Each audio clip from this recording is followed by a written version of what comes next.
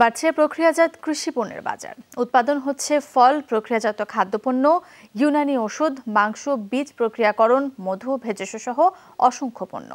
প্রায় ১.৫ শতাধিক উদ্যোক্তা বছরে রফতানি করছে প্রায় ১৬০০ কোটি টাকার পণ্য। সরকারের সহায়তা পেলে এই খাতকে আরও এগিয়ে নেওয়া সম্ভব বলে মনে করে বাংলাদেশ এগ্রো প্রসেসর্স অ্যাসোসিয়েশন বাপা। বিদেশি নানান পণ্যের ভিড়ে শক্ত জায়গা তৈরি করে নিয়েছে দেশীয় উৎপাদিত প্রক্রিয়াজাত কৃষিপণ্য। দেশের চাহিদা মিটিয়ে বড় হচ্ছে রপ্তানি বাজারও। ঢাকা আন্তর্জাতিক বাণিজ্য মেলায় এক ছাদের নিচে তুলে ধরা হয়েছে নানাবিধ প্রক্রিয়াজাত পণ্য। বাংলাদেশ এগ্রো প্রসেসর্স অ্যাসোসিয়েশন বাপার প্যাভিলিয়নে ১১টি প্রতিষ্ঠান তুলে ধরেছে তাদের উৎপাদিত পণ্য। পছন্দের পণ্য ন্যায্য মূল্যে পেয়ে খুশি অনেক ক্রেতা। আমরা চাই যাতে আমরা দেশি পণ্য ব্যবহার করি, মানসম্পন্ন ব্যবহার করি।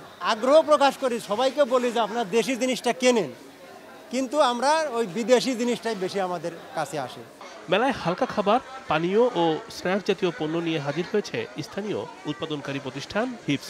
রয়্যাল ফুড ব্র্যান্ডের এসব পণ্য যায় বিশ্বের ১৩টি দেশে। প্রতিষ্ঠানটি উৎপাদন করে ৪০ থেকে ৫০ ধরনের পণ্য।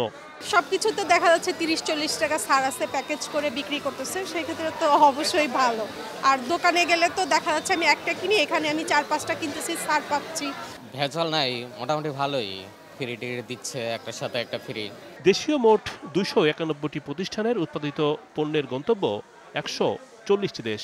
৫ বছরে রপ্তানির লক্ষ্যমাত্রা ৪০,০০০ কোটি টাকা। অবশ্যই গুণগত মানের দিক দিয়ে বাংলাদেশের প্রোডাক্টগুলো ভালো বলেই আমরা কিন্তু ইউরোপ, আমেরিকা সহ সারা বিশ্বে কিন্তু আমরা কিন্তু এটা এক্সপোর্ট করতে পারছি। আমরা বিশ্বের প্রায় ৩টা ব্র্যান্ড আমরা তৈরি করে দিই। লন্ডন ডিলাইটস একটা ব্র্যান্ড, এই ধরনের আরও কয়েকটি ব্র্যান্ড, ইউরোপের ব্র্যান্ড আমরা এখানে আমাদের দেশে আমরা তৈরি করতে, তাদের ব্র্যান্ডে আমরা করে দিচ্ছি।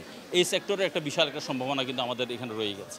বলা হচ্ছে সরকারের নানাবিধ সুবিধা নিশ্চিত হলে কৃষিজাত পণ্যের বাজার আরও সম্প্রসারণ সম্ভব। রিমন রহমান, যমুনা নিউজ, ঢাকা।